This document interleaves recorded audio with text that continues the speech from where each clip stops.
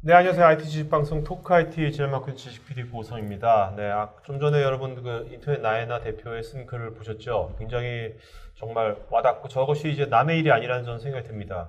아이러니하게 제가 워너크라이 있을 때 그때 랜섬웨어 관련된 방송을 한 2주에 3주에 했었는데 그때 제가 이런 말 했어요. 방송에서 앞으로 랜섬웨어 이렇게 그냥 1비트코인, 0.1비트코인 그냥 모두가 똑같이 받는 게 아니라 분명히 이제 맞춤형으로 랜섬웨어가 뭐 1,000만 원, 몇 억을 요구하는 그런 거 나올 것 같다 했는데 인터넷 나이나가 바로 그런 사태가 벌어진 거지 않습니까? 그래서 어쨌든 간에 이제는 우리가 단순히 막는 것만 얘기할 것이 아니라 공격자들은 어떤 사람들인지 그들은 도대체 어떻게 행동을 하고 어떻게 보며 무엇을 준비하는지를 우리가 알아야 될 시점인 것 같아가지고 오늘은 그래서 이제 공격자의 관점에서 보안문화다라는 주제로 네 분의 전문가 모시고 지금부터 1시간 반 동안 진행하겠습니다.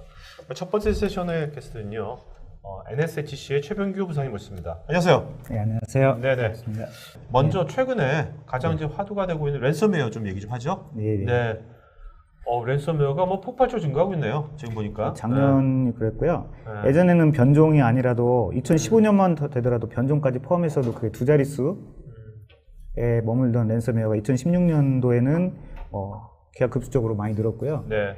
단순히 그 종류라든지 개수만 는 게 아니라 해당되는 그 변종의 스타일. 예전에는 당연하게 주로 랜섬웨어라고 하면 DB를 파일을 암호화해야 되기 때문에 뭐 MS 기반으로 많이 됐었는데 그 이후로는 뭐 맥, 모바일, 네. 뭐 이번에 사고 났던 뭐 리눅스까지 계속 변종이 나오고 그 이후로 이제 가장 이슈가 되는 게 최근에는 네. 예. 혹시 좀 감염된 겁니까 지금? 네. 아닌 거죠? 예. 네네. 그래서 최근에는 그 기반 시설들까지 ICS 인프라 시설까지도 랜섬웨어 어떻게 보면 랜섬웨어는 20년 전에도 계속 있었던 거고요. 네. 하나의 그 악성 코드 하나의 방법론 최근에 그런 것들이 비트코인 때문에 이제 활성화되고 있죠. 그렇죠. 어떻게 보면 왜냐하면 예전에는 저희가 보안을 논할 때 항상 공격자다 방어자 입장에서 할 때는 공격이 들어와도 이게 사이버상에서 공격이기 때문에 사실은 직접적인 피해를 입히는 게 항상 간접적인 피해라는 논의를 했었거든요. 네. 공격을 들어왔을 때 추후에 원격 제어를 위한 무언가를 심어 놓는다든지, 그렇죠. 예를 들면 만약에 원 바이러스 같이 전체적으로 트래픽을 왕창 늘린다든지 이 정도였는데 이번에 DB를 암호화한다는 게 예전에는 해커들이 뭐 굳이 생각할 이유가 없는 그래서 실제 수익을 자기가 얻을 수 있는 게 없었기 때문에 했었는데 전반적으로 전 세계에서 뭐 RSA라든지 AES라든지 암호화 기술을 거기에 가미시키고 해당되는 또 그걸 갖다 결제 수단까지 가미가 되면서 전형적인 랜섬웨어는 하나의 그러니까 악성 코드 한 종류가 아니라 랜섬웨어가 그러니까 하나의 고유 영역이 되는. 저는 랜섬웨어가 이제 굉장히 어떻게 보면 좀 핫해진 이유가 지금 두 가지인 것 같아요. 뭐냐면 첫 번째는 비트코인 때문에 뭔가 돈을 트래킹 안 되게 받을 수 있는 거고 또 지금 말씀하신 것처럼 이제는 예전 20년 전에는 데이터가 그렇게 뭐 데이터가 중요하지 않았잖아요. 지금 우리가 모든 비즈니스의 데이터가 거의 뭐 기름보다 더 중요한 가치를 갖게 되니까 그 데이터를 암호화 시켜놓으면 돈을 안 줄 수가 없는 거죠. 내 비즈니스 망해버리니까 데이터가 없으면. 그래서 그 두 가지 때문에 랜섬웨어가 앞으로 굉장히 다양한 형태로 퍼질 것 같은데 워너크라이는 지금 어떤 관점이 워너크라이 새로운 랜섬웨어의 형태로 보시는 겁니까? 이제 두 개 다 최근에 있었던 네. 우연히 최근에 있었던 랜섬웨어들이고 되게 독특한 성격의 영역이 있는데 워너크라이의 가장 큰 특징은 전 세계 모든 사람이 동시에 네. 파급 효과를 정말 넓게 소위 말하는 최근에 업데이트를 하지 않은 최신 패치로 업데이트를 하지 않은 모든 윈도우 사용자가 다 걸릴 수도 있는 윈도우 XP. 예. 네. XP뿐만 아니라 완전히 진짜 세븐 버전이라고 네네. 하더라도 최근에 패치를 하지 않은 모든 사람이 걸릴 수 있는 그래서 전 세계적으로 이슈가 됐었던 개념들이고요. 단순하게 해당되는 뭐 파일이라든지 아무래도 아예 PC를 못 열리게 하는 게 얼마나 쉽게 될 수 있는지를 가늠했던 대표적인 케이스. 이런 시도는 계속 있겠죠. 그런데 네. 이번에도 더 커질 수도 있었지만 되게 젊은 한 친구의 나름대로 발빠른 대응 하나로 있어서 100배, 200배 커질 수 있는 피해가 뭐 10분의 1, 100분의 1로 줄어든 케이스거든요. 어떤 대응이었었죠? 그 해당되는 그 DNS를 체크해가지고 쉽게 말하면 서버를 미리 찾아서 그 네네. 커질 수 있는 서버를 일찍 되게 맞을 수 있게 차단시켜버려가지고. 있다고 보시면 될 것 같고요. 네네네. 이번 나야나 있지 않습니까? 네네. 나야나 사고 같은 경우에 기사를 보도 저는 이게 실제로 이것이 어떻게 감염됐는지는 그 경로는 잘 안 나온 것 같아요.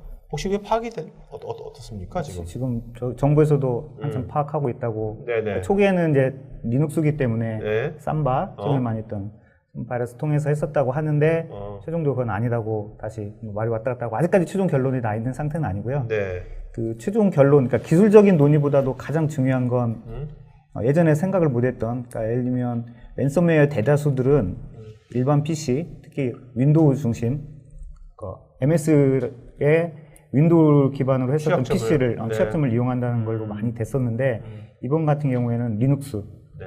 리눅스만 피해를 입었던 케이스이기 때문에 근데 리눅스, 그 다음에 맥 OS, 애플이 만드는 맥 OS까지 안전한 지대는 없다고 봐야 될 것 같고요. 리눅스란 얘기는 상대적으로 취약한 업체들이 되게 많이 사용할 수 있고 서비스하고 연관된 직접 그렇죠. 연관된 서비스들이 많기 때문에 그게 하나가 있고 또 하나는 결정적으로 타겟. 그동안 했던 랜섬웨어들이 대부분 만들어 놓고 전형적인 악성 코드 좀 뿌려 놓고 그렇죠. 걸리길 기다렸는데 그렇죠. 이번 나야나 케이스 같은 경우는 전형적으로 정확하게 나야나라든지 이런 리눅스에 해당되는 버전의 서비스를 운영하는 호스팅 업체를 타겟으로 한 그러니까 랜섬웨어라는 악성 코드를 만들면서부터 일정 정도의 타겟을 했던 케이스이기 때문에 상당히 뭐 이걸 하기 전에 단순히 그냥 뿌려갖고 며칠 전에 만든 게 아니라 상당히 오랜 기간 동안 6개월 혹은 1년 동안 사전 준비가 상당히 많이 되어 있었던 전형적으로 지금 해커들이 사용했었던 그런 방법론을 그러니까 따라서 공격자는 나야나가 감염된 걸 알고서 나야나 대표한테 개인적으로 어떤 형태 간에 뭔가 그 컨택이 온 거 아닙니까? 그렇죠. 수십 년 동안 내놓으라고. 예. 네. 그래서 협상이 온 거고 간 거니까. 예. 그래서 이런 말도 있더라고요. 이게 뭔가 나야나와 관련된 뭔가 뭐 내부자가 됐건 뭔가 관련자가 여기에 뭔가 개입이 됐다라는 그런 뭐 설도 있더라고요. 그런 사람이 개입됐다는 설도. 설이죠, 그냥. 네. 네네. 그 방송 항상 나오는 게 음. 사고 시점에 대한 것들은 참 파악하기가 되게 어렵기 때문에 설로는 항상 나오는 게 내부자는 항상 나오고요. 근데 요번에 여기가 이제 백업은 있었는데 예. 그 황 대표의 인터뷰 기사를 보니까 뭐더라 그 이제 어떤 그 무슨 백업이라고 하는데 이분이 그러니까 단절 백업 자기네가 단절 백업이 안 돼 있어가지고 그러니까 우리가 그렇게 됐다라고 했는데 근데 우리나라에 많은 호스팅 업체들이 뭐 리눅스 서버 쓰고 이런 식의 나야나 같은 인프라가 굉장히 많을 것 같은데. 그래서 나야나도 그래도 사업을 거의 오랫동안 하면서 네. 10위권 안에 들어있는 회사이기 때문에 여기가, 나야나보다 훨씬 열악한 곳이 훨씬 많을 거고요. 네. 기본적으로 했었던 형태가 있고 뭐 기술적으로만 표현을 하면 저가의 호스팅 업체가 실시간 약간 망분리 환경에 백업이 가능하냐 그런 서비스를 사람들이 원하겠냐라는 기본적으로 네. 생성된 비즈니스 모델 자체에 대한 얘기도 많이 있는 상태입니다. 특히 최근에 뭐 작게 운영되는 웹, 뭐 인터넷 커머스 사이트라든지 아니면 게임 사이트 같은 경우에 실시간 트래픽이 엄청나게 많이 나는 상황에서 안정적으로 그 이중 백업이라든지 망물리된 상태에서 백업을 한다는 게 사실 실적이진 않을 수도 있거든요. 공교롭게 이제 저희 나라가 전 세계에서 가장 항상 테스트베드로 가장 좋은 나라잖아요. 그래서 그 대표적인 케이스가 최근에 공교롭게 지금 이 랜섬웨어하고 똑같은 시기에 지금 우리나라에서 뭐 투기 열풍이라고 나고 있는 게 전자화폐, 비트코인, 비트코인, 네네. 이더리움에서 전 세계에서 유례가 없을 정도로 거의 광풍이 불고 있는 공교롭게 이 두 개가 같이 한 상태인데 어떤 식으로든 전자화폐는 전 세계적으로 통용될 수밖에 없을 것 같고요. 그랬을 때 예전하고 전혀 다른 예전에 국가 단위로 막을 수 있는 아니면 국가 단위의 수사단체가 할 수 있는 패러다임을 완전히 넘어서기 때문에 엄밀히 공격자의 관점에서는 되게 쉽게 툴을 구할 수 있고 공격자들이 하기가 너무나 좋아진 시대인 건 맞습니다. 네네. 그런 상태고 있고 제가 가장 우려하는 건 예전에는 항상 저희가 이제 해커를 하다든지 이런 공격 성향이 있는 사람들한테 인성을 얘기하고 교육을 얘기했는데 이게 사이버로 가면서 국가를 넘어가니까 얘기가 되게 어려워진 거예요. 저희 표현으로 같은 국민끼리 그럴 수 있냐, 같은 사람끼리 이게 전혀 아닌 대표적으로 이번에 나야나 같은 경우에는 아무리 분석해도 대표적으로 뭐 어법이라는 이런 게 한국어가 아주 서툴 수밖에 없는 뭐 대부분 유체는 뭐 중국 어쩌고 저쩌고 하는데 기본적으로 이렇게 나라를 넘어가면서 하는 범죄에 대해서는 그게 개인일 수도 있고요, 아니면 범죄 조직일 수도 있고 저희가 생각하는 것보다 훨씬 그 범죄에 대한 뭐라고 해야 될까? 이거 하면 안 되겠다는 의식이 확 엄청나게 낮아지는. 제가 볼 때는 비즈니스 모델도 있고 여러 가지가 있지만 이게 전형적인 세계화가 되면서 생기는 가장 큰 병폐를 사이버 범죄가 많이 갖고 있지 않을까 하는 생각을 해봅니다. 네. 이제 나야나 사건 이후로 국내에서 하반기에 어떤 그 기술적인 보안 쪽이 됐건 아니면 백업 쪽이 됐건 데이터 보호 쪽이 됐건 어떤 쪽의 기술적인 수요가 늘어날 것 같습니까? 일단 예전하고 달라서 결국은 데이터의 승부가 될 것 같고요. 좀 뒤에도 말씀드리려고 하는데 기본적으로 저희가 여러분들을 만나다 보면 보안에 대해서 해결책을 똑같이 찾는데 분명한 거는 해결책은 완전히 달라질 수밖에 없고요. 지금 예를 들면 그냥 엔터프라이즈 회사에서의 보안 정책, 예를 들면 그런 직원이 500명인 일반 엔터프라이즈 회사라고 하면 가장 중요한 게 정확한 시기에 업데이트하고 패치하고 직원들한테 어느 정도 컴플라이언스 이슈에 대한 정확한 교육, 거의 이게 최선이자 거의 마지막 방법일 수도 있고 예전에 몰랐었던 이런 나야나 같은 회사 같은 경우에는 기본적으로 지켜야 될 기본적인 백업이라든지 이런 걸 해야 되고요. 대기업 차원에서는 예전보다는 훨씬 더 공격이 많이 이루어질 건 분명한 사실이고요. 해당되는 공격을 막는 방법들이 단순한 툴이라든지 솔루션이 아니라 얼마나 빠른 업데이트와 유지보수가 같이 진행되면서 예방할 수 있느냐가 가장 큰 관건이 될 것 같아요. 해당되는 솔루션들도 약간 그런 추세로 다 가고 있는 형태라고 보시면 될 것 같아요. 저는 이번에 이게 불행한 사태지만 여기서 그나마 좀 긍정적인 요소를 본다면 이 사실 나야나 대표의 저 글을 각 회사의 그 대표들이 봤다면, 오너가 봤다면 너무나 와닿으면서 야 이게 보안이란 게 일개의 어떤 특정한 장비 하나 사가지고 될 게 아니라 이게 내 몇십 년간의 비즈니스를 얘가 한 방에 날릴 수가 있구나 하면서 이제 보안을 단순하게 그것이 아니라 보안을 아주 무조건 어떤 이런 비즈니스의 어떤 비즈니스와 보안을 동일한 레벨로 볼 것 같아요. 이제는 어떤 경영자가 이런 사태를 보면서 저는 이제 그런 거에 치면 그럴까요? 아니 저는 그래서 굉장히 저는 이제 앞으로 서비스도 특히 이런 이제 호스팅 서비스건 아니면 클라우드 서비스건 간에 보안에 아주 정말 여기 정말 든든하다 하면 많은 기업들이 가격을 가격이 좀 비싸더라도 보안이 굉장히 강화된 서비스 쪽으로 저는 많이 가지 않을까 그런 생각이 저는 개인적으로는 그런 생각이 들고요. 오펜시브 리서치 있지 않습니까? 오펜시브 리서치란 게 이게 그러니까 아까 보면 똑같이 해커들처럼 악성 코드, 취약점 다 분석하고 공격도도 분석하시고 단지 이거를 해킹을 안 한다는 것뿐인 거죠? 딱 보면 코드는 같고요. 해커들이 딱 하고 싶은 건 이게 세 가지라고 보시면 될 것 같고요. 악성 코드를 만들고 그 다음에 악성 코드를 심기 위한 다양한 취약점. 최근에 이제 IoT 디바이스가 나오면서 훨씬 더 많이 강조가 되어 있는데 취약점. 그러니까 여기서 원데이, 제로데이라고 그래 상식적으로 말씀드리면 원데이는 약간 그냥 알려져 있는 취약점이라고 보시는 게 편하실 거고요. 기본적으로. 제로데이는 현재 전혀 공표되어 있지 않는, 그러니까 벤더가 아는지 모르는지 모르겠지만 일단은 벤더가 모른다고 전제할 수 있는 취약점들, 제로데이를 찾고 그 다음에 악성 코드와 취약점을 묶어서 어떻게 보면 공격 도구를 만드는 네. 이런 형태로 되어 있고요. 이걸 나쁜 의도로 쓰면 해킹이 될 거고요. 네. 예, 이걸 비즈니스적인 목적으로 사전에 하는 걸 모의 해킹, 펜테스팅 한다고 하는 거기 때문에 사실 똑같은 도구를 가지고 똑같은 코드를 만들고 똑같은 공격 도구를 공부하고 이걸 갖다 어떤 목적으로 쓰느냐에 따라서 달라지는 그러면 거죠. NSHC가 네. 국내에서 모해킹 굉장히 많이 하지 않습니까? 국민권 많이 모해킹 서비스 많이 해주고 있는데 그러면 NSHC의 그러면 이런 쪽의 전문가들 하이테크 분들은 해커랑 똑같이 그럼 이것들 다 연구하고 지금 만들고 있는 겁니까? 그렇다고 보시는 게 제일 맞죠. 그럼 그분들이 만약에 이상한 마음을 먹으면 해커가 될 수도 있는 겁니까? 그러니까 그래서 모자를 바꿨으면 네네.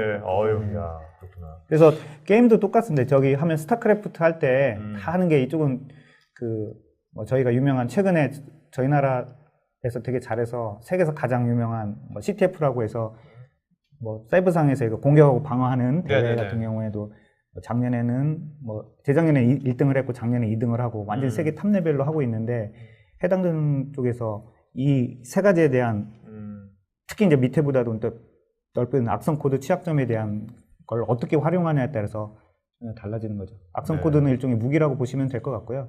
취약점은 그 무기를 활용할 수 있는. 그래서 제가 말씀드리고 싶은 것들은 그러니까 해커의 관점, 오펜시브 리서치라는 건 되게 간단한 비유로 하면 이제는 사이버전 혹은 사이버에 관련되는 것들도 일반 세계하고 똑같다는 거죠. 지금 미국과 이란의 전쟁은 있을 수가 없고요. 세계의 차이가 나기 때문에 일단 미국과 수많은 테러리스트들과의 전쟁에서 미국의 방어 전략이 완전히 바뀔 수밖에 없는 이쪽에서도 수많은 이런 해커들에 대한 걸 분석을 하지 못하면 아무것도 알 수 없다라고 하는 개념들이라고 보시면 될 것 같습니다. 국내가 아니라 전 세계에 돌아다니는 악성 코드, 그러니까 일단은 전 세계에 있는 이슈를 다 모으고 분석해서 정리를 하고 있습니다. 그래서 어떤 이슈가 있는지, 그래서 많을 때는 한 달에 200건 이상의 이슈가 생깁니다. 개별 사건들이라고 보시면 돼요. 그런데 글로벌이기 때문에 그 200건 중에 한 건이, 아까 근데 그 200건 중에 예를 들면 랜섬웨어가 50건이면 50건에 대한 리스크가 다 있는 형태가 되기 때문에, 왜냐하면 다른 해커들도 해당되는 이슈를 보고 사이트 찾아서 그 소스를 쉽게 구할 수 있는 시대가 됐기 때문에 자기가 개발할 필요가 없이 그다음에 랜섬웨어만 전문적으로 파는 사이트들이 워낙 많아져서요.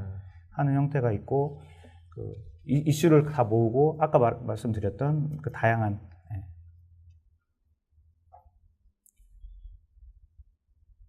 그래서 예를 들면 전 세계에 있었던 분석 리포트들이 매달 나가고 있어서 워너크라이, 다크웹, 그다음에 IoT, 취약점. 이건 누구든지 볼 수 있는 겁니까? 이 아니요, 이거는 폐쇄형으로 저희 고객사들만 볼 수 있는 사이트들이고요. 네네. 그래서 여기서 전 세계적인 악성 코드 리포트, 악성 코드 분석 리포트라든지, 그 다음에 취약점, 수많은 IoT 취약점 진단 같은 거 해서 해당되는 분석 리포트를 제공을 하고 있고요.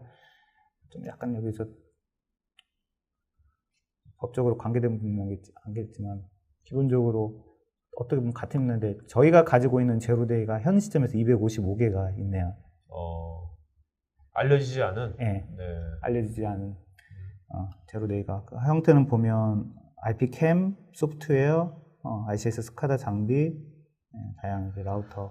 그러니까 이런 것들을 해커들도 이런 것들 평소에 이런 것들 찾는 거잖아요, 그죠? 예, 네네. 그렇죠. 여도 맞춰 찾는 거고. 그래서 이 해당되는 사이트들을 보시는 종합적인 정보 제공 서비스 일반적인 형태라고 보시면 될 것 같아요. 다크웹 좀 보시죠, 다크웹. 아까 사이트 강림에 다크웹이라는 건 어떤 건지 한번 좀 봤으면 좋겠는데. 전 세계적으로 토르라고 예전에 저희 이던키 했던 것처럼 토르라는 웹브라우저 안에서 움직이는 뒤에서 끝이 .on이라고 끝나는, 쉽게 말하면 뭘 하든 IP 어드레스가 추적이 안 되는 공간이라고 보시면 될 것 같습니다. 결국은 누가 어떤 주소를 보는 그 상에서 지금 수많은 게 이루어지고 있고, 전 세계적으로 지금 최근에 비트코인이라든지 이런 게 있어서 저희는 지금 한 1년 좀 전부터 지금 전 세계에 있는 다크웹 분석을 다 하고 해당되는 걸 시스템으로 만들어서 저희 서비스를 진행을 하고 있습니다. 그래서 저희가 솔루션으로 파는 회사는 아니기 때문에 인터페이스는 깔끔하지는 않고요. 그래서 케이스를 하나만 보여드리면 위에서 보시면 인터페이스 안에 그냥 감으로만 보셔야 될 것 같은데 네네. 저기 오니온 전 세계는 오니온 리스트, 아파치 그다음 뭐 이렇게 분석을 하고 있어요. 그래서 저희 그 검색 엔진이 전 세계에 있는 걸 계속 돌아다니면서 연관으로 해가지고 다 모으고 있고요. 최종적으로 결과물들은 되게 재밌는 건데 저희들만 하고 있는 것들을 어딘가에는 하고 있겠죠. 일단 국내에서는 저희만 하고 있는데 이게 오니온 사이트고요. 네. 이게 리얼 사이트하고 저희가 다양한 방법론을 통해 가지고 IP 어드레스를 받아내는 실제 그 오니온 사이트에서 다크웹상에서 올라가는 것에 대해서 클린앱이라고 하는 실제 해당된 사이트의 웹사이트를 이렇게 찾아내는 형태까지 보여지고 있습니다. 그래서 요는 뭐냐면 대부분 예전엔 보안은 사후 처리가 거의 대부분이었다가 지금 얘기하는 거는 그 엔드포인트 시큐리티에서 그 시점이거든요. 해당되는 수많은 단말기 아니면 그 앞뒤로 약간의 앞에까지 하는 전부 다 엔드포인트 시큐리티인데 이게 점점 더 이제 앞으로 예방으로 점점 더 앞으로 가게 되는 개념들이고 저희가 줄여가는 건 이제 사이버 인텔리전스라서 이 예방이 앞으로 3개월, 6개월 전 얘기들 아까 말한 저 이슈가 된다든지 네. 하는 것들이 되게 있었고요. 되게 아까 말씀하신 게 어려운 게 저희가 지금 특히 ICS나 스카다를 많이 중점적으로 하고 있는데 ICS 스카다에 대한 랜섬웨어는 거의 다 걸려서 5개월, 6개월 전에 얘기하면 아무 반응이 없습니다. 그 수많은 랜섬웨어 중에 뭐 이게 어쨌다고 딱 이거잖아요. 제가 만약에 아까도 한데 지금 랜섬웨어가 뭐 5,000건, 10,000건 돌아다녀요, 변종이. 근데 제가 그럴싸한 걸 딱 분석을 해가지고 딱 드리잖아요. 네. 그러면 이게 다야예요, 답이. 이것만 이것만 막으면 돼. 근데 절대로 그건 아니잖아요. 이게 되게 어려운, 그러니까 미래를 예측해서 아까 콕 찍어서 6월 달에 사고가 날 것 같습니까? 모르죠. 지금 전 세계 랜섬웨어가 몇천 건이 오는데, 나야나처럼, 지금 나야나 말고도 수많은 호스팅 업체가 비슷한 케이스로, 완전히 같은 수법은 아니지만, 아주 비슷한 케이스로 우리나라 호스팅 업체가 2개, 3개가 작년 12월에 했던 거의 똑같은 방법론으로 있어요. 거기는 피해액이 아주 적습니다. 서버한데. 네. 여기는 잘못해서 그 회사 전체 모든 서버가 다 걸린 케이스이기 때문에 되게 당연히고 6월 달에 있냐 없냐 몇천 건 있겠죠. 네네. 네, 너무 긴집하세요. 그 저기 뭐야 그 다크웹 좀 보여주시죠. 다크웹 좀 보고 싶은데 어떻게 생겼는지. 네, 그래서 못 봤어요. 지금 이게 토르 브라우저를 쓰면 좀 괜찮을 텐데 한번 깨지더라도 좀 보여주세요. 네.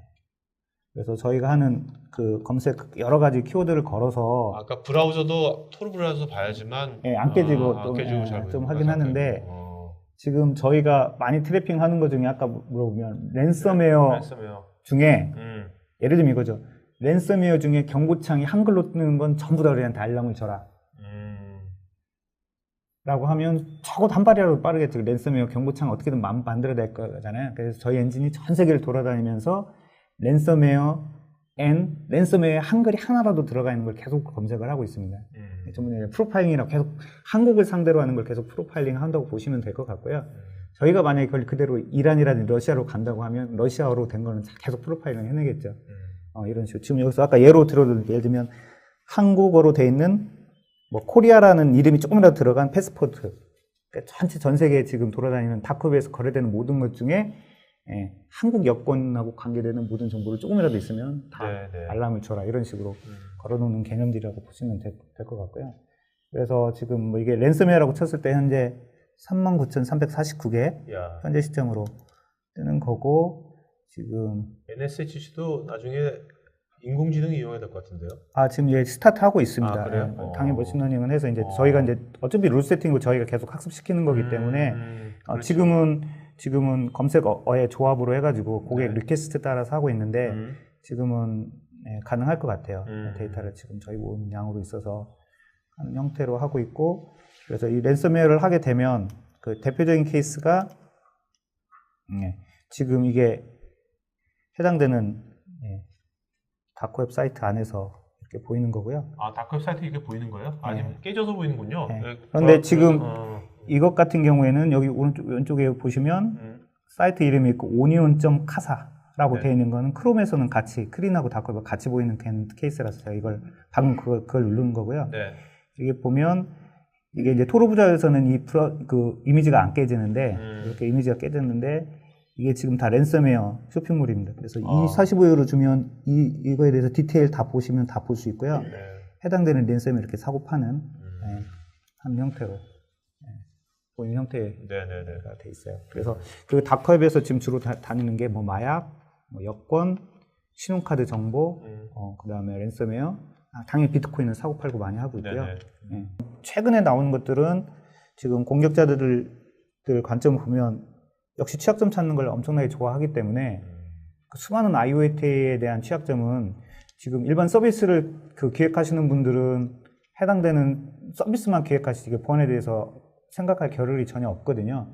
그런데 이런 공격자들, 해커들 같은 경우는 수많은 IoT 디바이스에 대한 취약점을 상당히 많이 가지고 있고 계속 찾고 있는 형태라고 돼서 그 여러 장비들이 묶였을 때 상당히 많은 문제점이 있을 수 있는 형태가 되고 있고 점점 더 이게 자동화되고 네트워크로 연결되면서 예전은 단순히 이제 돈의 문제가 아니라 목숨과 당연히 연결되어 있잖아요. 헬스케어, 스마트카, 그다음에 로봇 모든 것들이 이쪽으로 연결되면서 훨씬 더 많은 앞으로를 지금 현 시점에서는 랜섬웨어 방법론은 다 똑같습니다. 어떤 취약점으로 해서 어떻게 들어가냐 되는데 최근에 나야나 보면서 이제는 되게 타겟팅을 많이 하겠구나. 타겟팅을 이제 많이 하겠구나라는 생각이 들었고요.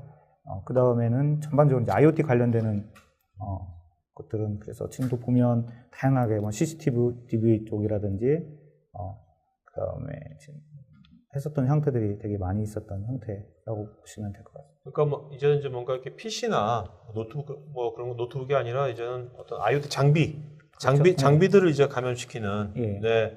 장비들 감염시키면 정말 그 아까 데이터를 암호화시키는 것처럼 강력하게 그것도 돈을 요구할 수 있는 무기가 될 것 같기도 해요.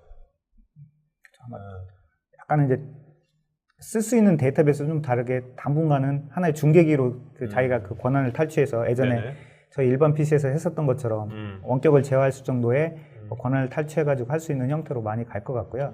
그 다음에 그 안에서 얼마나 중요한 데이터가 흐르냐에 따라서 좀 지나면 그 상황도 많이 달라질 것 같습니다. 알겠습니다. 권 대명님, 해커와의 합의라는 선례가 생겼는데 공격자들과 시장 원리 관점으로 앞으로 한국의 보안 상황을 예측해 줄 수 있나요? 아까 말씀드렸죠.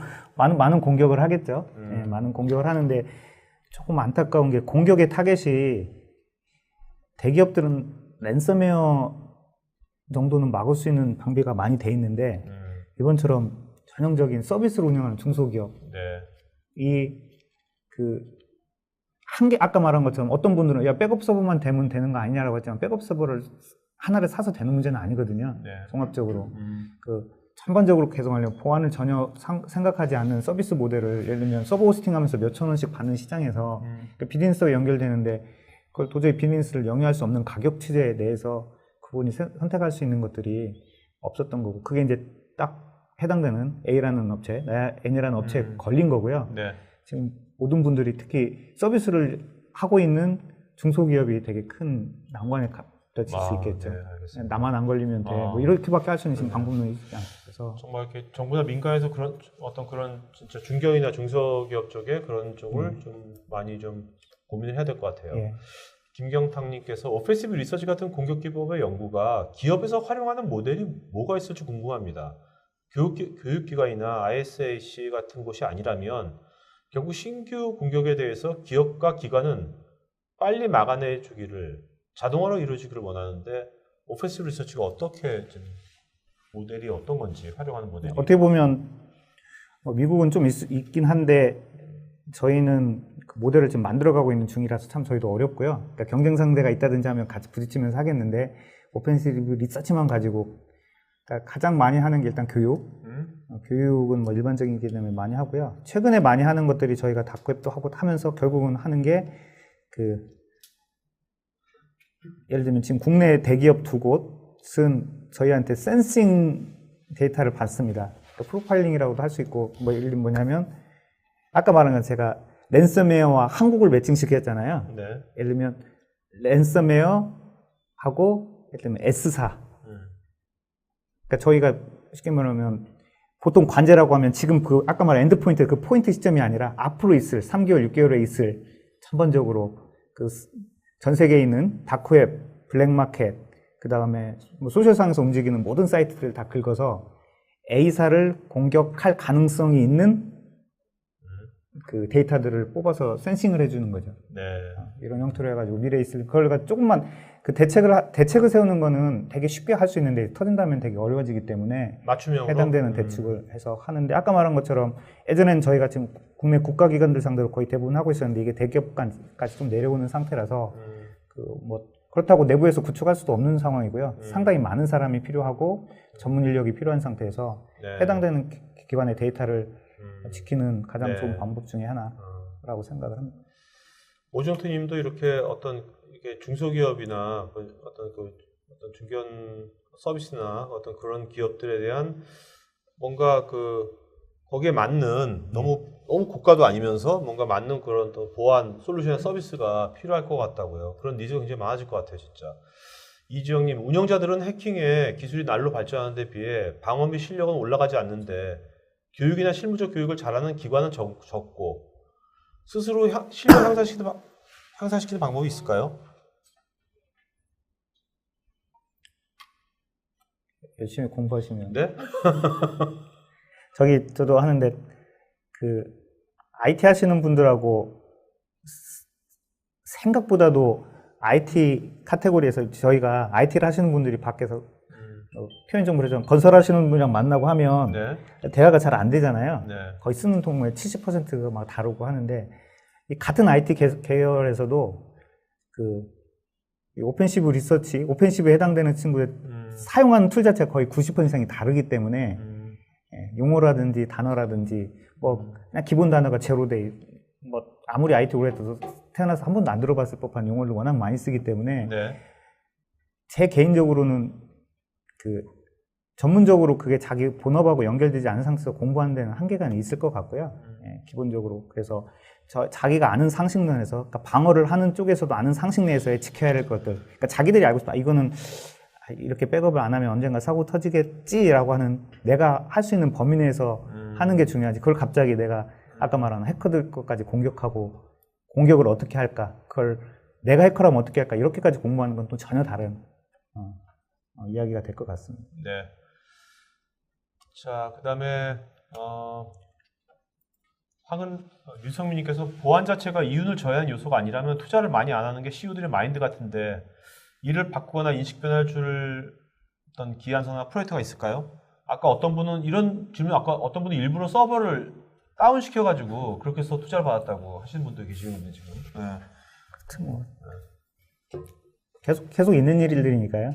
그래서 보통 지금도 뭐 보안 쪽은 대기업에서 RFP라든지 그 POC 프로젝트 할 때 여러 업체를 해가지고 서로 상대방 걸 뚫어보라고도 많이 하고 되게 안 좋은 분들인데 네네. 한 형태가 많아서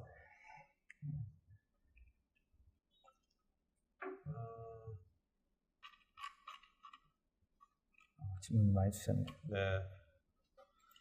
최준님께서는 요번에 인터넷 나이나에서는 이제 해커들하고 이제 어떻게 보면 타협을 했다는 선례를 남겼지만 또 그 회사 입장에서는 이제 자기 고객들을 위해 가지고 데이터를 복구해야만 되는 것에 대해서는 그것을 어떻게 생각하시는지 견해에 대해서 타협을 해야 되는 건지 말아야 되는 건지. 안 걸리셔야 됩니다. 네? 참 어려운 얘기예요. 만약에 사업을 하시는 분들 중에 그러니까 직원들 자기가 어떤 식으로 서비스 하시는 분의 대표님들은 한 99%는 동감하실 거예요. 저도 마찬가지로 공감합니다. 저도요. 그래서 이것에 대해서는 엄밀히 따지면 이 회사가 기술적으로는 하고 할지 모르지만 법적으로 그렇게까지 크리티컬하게 할 수 있는 또 레벨은 아니거든요. 왜냐하면 업체 규모도 작기 때문에 네. ISMS라든지 정확한 백업 장치를 해야 되는 의무사항도 아니고요. 기본적으로 만약에 약관상에서 했다고 하지만 틀리면 우리나라 약관상에서 저도 안 봤지만 네. 약관이 그렇게 의무사항으로 지정돼 있지는 않았을 거고 법적으로만 따지면 그렇게까지 안 해도 될 것 같은데 이건 되게 큰 결심이었다고 생각이 들고요. 네. 그러니까 똑같은 계속 많이 나왔던 건데 이게 지금 중소기업이 당하기 때문에 안타까운 대표적인 케이스입니다. 만약에 혹시라도 정부 기관 아니면 국가의 정말 중요한 정보가 똑같은 케이스로 걸렸다. 해결 방법이 없다. 어떻게 해야 될까요? 그러니까 계속 저희 현실과 똑같잖아요. 지금 저희가 한 명이 예전에 최근에 많이 보수 쪽에서 많이 얘기했었는데 한 명이 예를 들면 인질로 잡혔어요. 예. 실제로 써도 네. 국민 한 명이, 그러니까 저희 5천만 중에 국민 한 명이잖아요. 이 사람을 위해서 전 군이 다 출동을 해야 될 수도 있는 거고, 그러니까 전혀 얘기가 나온 것처럼 지금 뭐 사이버상에서도 거의 비슷한 개념이기 때문에 해당되는 데이터의 중요도는, 그러니까 밖에서 볼 때는 쉽게 하지만 그 당사자한테는 모든 것이 있거든요. 이번에 쭉 리스트를 보니까 제가 잘 아는 회사 사장님이 두 군데나 호스팅을 하고 있더라고요. 디자인 회사. 만약에 혹시라도 그 회사는 그 상대방한테는 그게 나야나 한 회사의 문제가 아니라 또 상대방한테는 그 20년, 30년간 했던 모든 것일 수도 있는데 그걸 가지고 참 어려운 숙제가 걸렸고 최대한 안 걸리도록 아니면 기본으로 지킬 건 지켜야 되는 형태로 고요. 참고로 말씀드리면 제가 지금 저희가 이제 지사를 일본에 내서 일본 비즈니스를 같이 해요.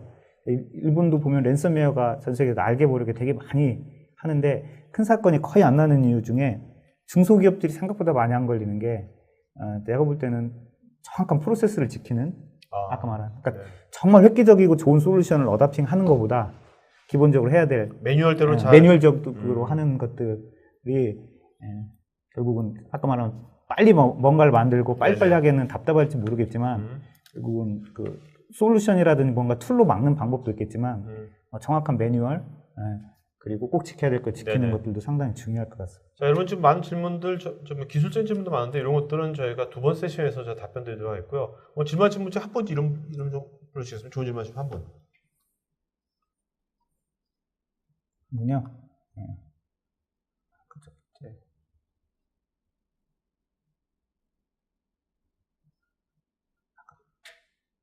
첫 번째 질문하셨던 첫 번째 저희가 했던 게 뭐였죠?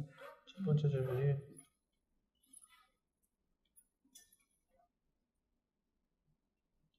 권대명님. 네. 자, 권대명님은 이제 저희 스태프 이메일 주소로 본인 이름, 주소, 핸드폰 이메일 보내시면 저희가 립스 그 사용권 저희가 보내도록 하겠습니다. 권대명님. 자, 마지막 한 말씀 마치고 할까요? 예. 뭐 보통 오펜시브 리서치라고 해서 당연히 뭐 기술자들, 해커들만 모여가지고 하는 거라고 생각을 하시는데 그것보다는 다양한 연구, 정말 많은 스터디를 하고 해당된 스터디를 기반으로 해서 리포트도 내고 하는데 어쩔 수 없이 많은 인력이 같은 걸 보다 보면 전문 지식이 많이 생기기도 하고요. 예측되는 건 분명히 있는데 그 예측에 대해서 저희도 어떻게 풀어나가야 될지는 되게 고민입니다. 그러니까 자기가 아까 말한 것처럼 이번에 나야나 같은 사태가 딱 물어보면 어떻게 해야 돼? 안 당하는 것밖에는 지금 답이 없는 상태가 되게 많이 있거든요. 당사자한테는. 최대한 안 당할 수 있도록 많은 대책을 해야 될 것 같고요.